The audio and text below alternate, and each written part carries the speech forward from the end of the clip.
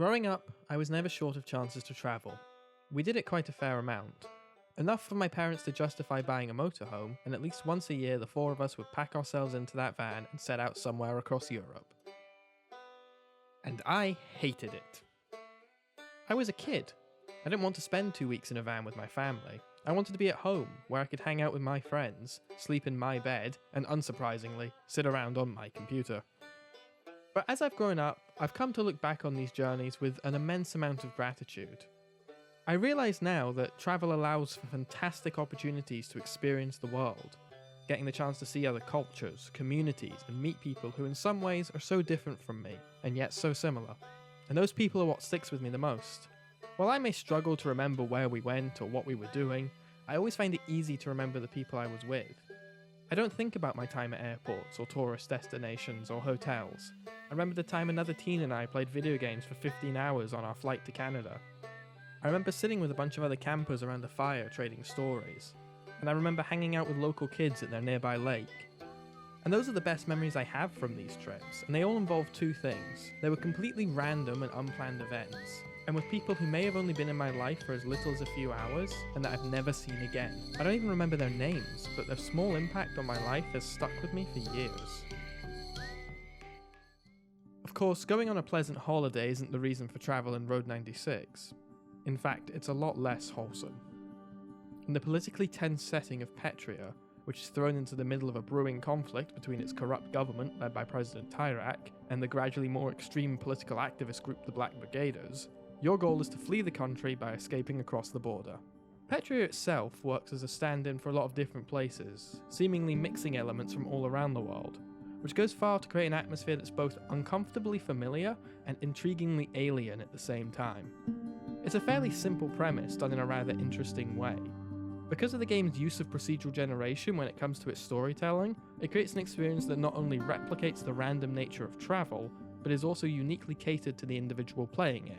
It also makes it rather hard to talk about, because my experience with the game would be so unique from anyone else's. But there are a few constants that I can talk about, some mechanics I'd like to highlight and how they contribute to the experience of this wider cinematic journey, the ways in which the people of Petria change and alter thanks to your influence, and how your game goes from a self-driven journey about escape to being driven not by your own desire, but by the people around you.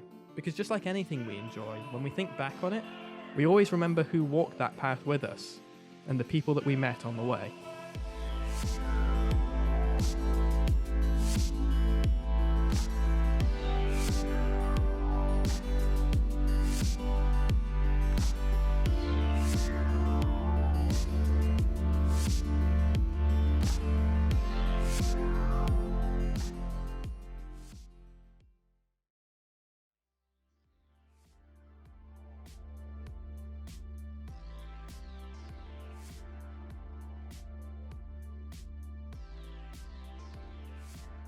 So before we get started, I've got to make an important distinction between the idea of character and player. Because throughout the game, you don't play as a singular character, but instead 7 different ones. These teens aren't given much of a fleshed out backstory, you don't even get a strong idea of what these people are supposed to look like. Just a rough idea about where they are in the country and how much money they have on them. You're also with them for such little time that it's difficult to craft a unique narrative for each of them, which makes them less characters and more just walking cameras. That's because these teens aren't actually the central focus of the game. Their stories provide a sort of narrative framework, but the actual plot of the game is instead tied up with the characters that you meet along the way. And while you can meet an almost infinite amount of variation on characters, shopkeepers, motel owners, other hitchhikers, police officers, etc., there are a core 9 or 10 who are actually relevant to the story. Although they're initially presented as just random people you meet, as the story continues you gradually uncover all the different ways in which these characters are connected. This creates an interesting story element. It means your protagonist's story actually takes a bit of a back seat to the stories going on around you. You're not the only person, or people in this case, inhabiting this world, which makes it feel more active and alive. At the end of each run you can leave a few things before you continue. A graffiti tag, adding to a cairn, and leaving some money for your future self. However, sometimes you'll come across a note saying an NPC's taken that money, or find that someone has instead kicked the cairn over. It gives you as the player the feeling of being a smaller part of a bigger picture. You're driven forwards and fueled not by the sense of uncovering more of your personal story, but instead of finding all the ways in which these characters are linked together and the wider web that's at play in this world.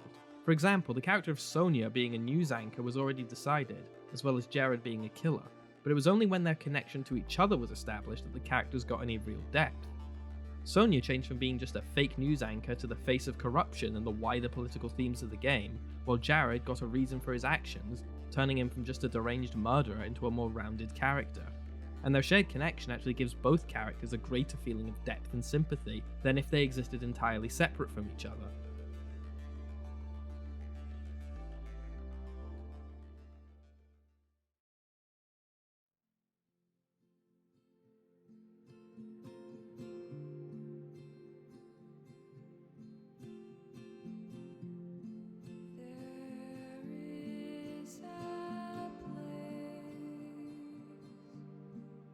I've already said the design of Petra is evocative of a lot of different places, but at its core its design is what we imagine when we think of the word road trip.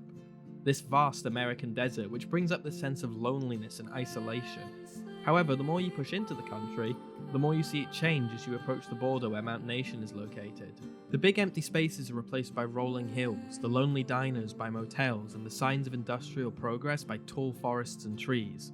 By starting off in this classic American-style desert and working towards a less barren mountain summit, it helps create more of a literal sense of progression. It also allows us to encounter a wider variety of people in different locations, which gives a greater sense of this being a real world. The state of Petra is one of the most important factors about this game, as it directly informs the action of everyone involved. The propaganda around the country gives us rich texture to the world. It's why I found myself kind of surprised when the Road 96 behind-the-scenes documentary called it subtext, since the game is inherently fueled by the upcoming election, and your opinion of the state of the country directly informs not only the reasons to why your characters are fleeing, but your relationship with those on the road. By making a set of shorter playthroughs that have you repeatedly running into the same people in different contexts, you get to see how you've made an impact on their lives, rather than if you did a single playthrough that took longer. It's more likely that multiple different people encounter each of these characters once, rather than the story having to twist itself so that all these people keep finding ways to run into the one player. However, this does create a problem known as ludonarrative dissonance, where the player's goals don't line up with that of the characters. In the case of Road 96, the joy of the game comes from finding and uncovering more about these various people, but this doesn't necessarily line up with what the characters' goals actually are. Their only focus is reaching the border, and to them, everyone's just a random stranger they meet on that path, not someone with an intriguing story hook. But I actually think that was the creator's intent. The fact that your characters can only really have the backstory you create for them means there's a tendency to just play each run as yourself, and by removing or limiting these chances to roleplay as someone other than yourself, it allows the player to make much longer and more meaningful connections with each individual, which then encourages you to continue playing. Meaning the devs found a way to utilize this ludonarrative dissonance to instead make a captivating and engaging gameplay and story loop.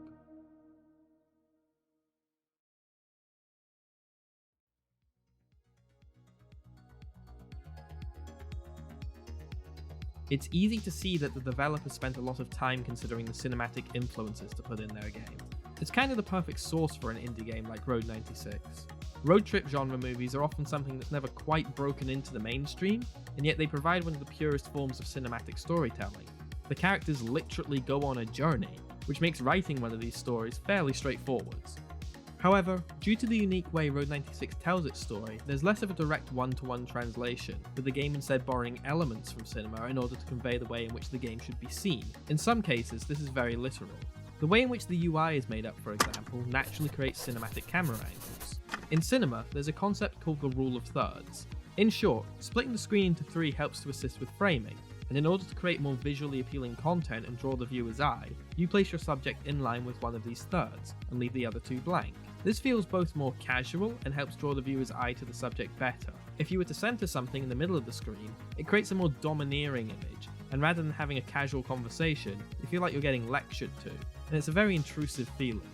Now, both these different framing styles have their place in both games and cinema, but in Road 96 the idea is that you're supposed to be talking to people, so by putting these dialogue options in the center of the screen, when you go to select them, it naturally frames the person you're talking to in a more aesthetically pleasing way. The other major cinematic influence that I could identify was the way in which the game treats traversal. When you think of a road trip game, you probably imagine something that's fairly open world. Games do have a wonderful ability to make traversal from one location to another part of the gameplay, Road 96, however, goes in the opposite direction, and it treats its individual levels more like scenes in a film. In film, you don't tend to see the entire travelling process, as this would massively bloat the runtime and be pretty boring. Quite often you see the character leave a location, perhaps a single shot or small sequence if you're feeling adventurous of them travelling, and then an establishing shot of them arriving at the new location. This is what Road 96 does, and it not only allows the game to have a lot more areas that can be procedurally generated, but it also makes the game feel more personable, as developers can craft each scenario with more precision and care.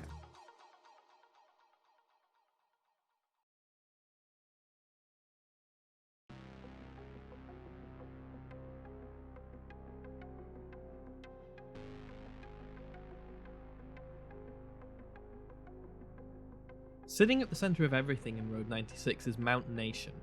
Not only is it where all of your escape attempts take place, but a majority of the characters' stories and motivations happen in the shadow of this mountain, as it was the place where the Black Brigaders attempted an assassination of Tyrak, which resulted in the death of many of the characters' loved ones, and it's what turned them not only into what they are today, but the entirety of Petria into the state we see it, with some people haunted by those events, and others doing all they can to uncover what happened that day.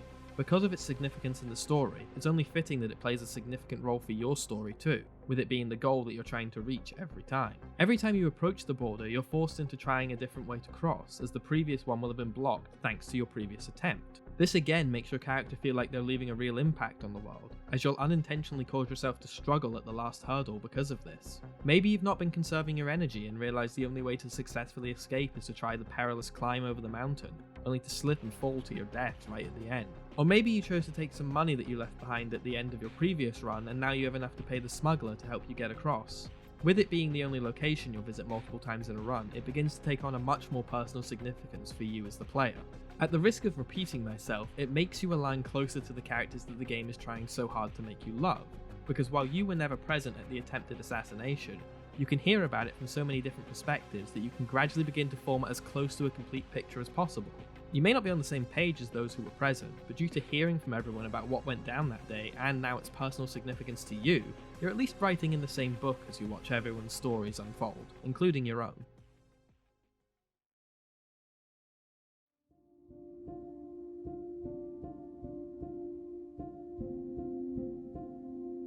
I imagine one of the difficulties the developers had was figuring out exactly how to end a story where your primary motivations are to either uncover more about the people around you or to run away from what's going on. Fortunately, the way in which the game uses time is hugely advantageous, with each run creeping you gradually closer and closer to the upcoming election day. The game makes no attempt to hide this fact from you either.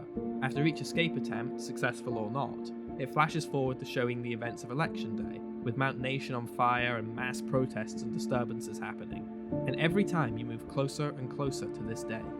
It doesn't try to pull the rug out from under you, but instead instills a sense of finality and lets you know that the days you've got with each of these characters are numbered. It shifts your priority from finding out as much as you can, to instead influencing them across each playthrough to try and make sure they're safe for when election day comes. Your final run takes place just before election day, and for a lot of it there's no major differences from any other, until you reach the end.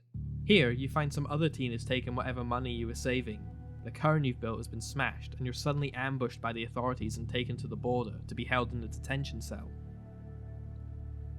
Your cellmate Max is taken off for some kind of rehabilitation, while you're stuck just staring at the walls of your cell, decorated with nothing more than pro-presidential propaganda. And then election day comes and you're transferred to a work camp. In the transport, you find Max, who's received some kind of electric shock torture and become unresponsive, and you're treated to one of the game's few cutscenes, showing where everyone is as the chaos of election day begins. And as everyone's storylines begin to converge, you're given one last choice: to join the fight or save yourself. This is where the difference between the concept of player and character finally comes to fruition. The character doesn't really know these people. They've just spent days trapped in a detention facility, witnessed horrible tortures, and now finally have the chance to complete their goal of getting away from all this. But the player had a chance to grow and connect with these people. You'll have seen a lot of different sides of Petria by this point, and how your choices impacted those around you. So when it comes down to it, you're really picking between embracing an identity as the player or the character.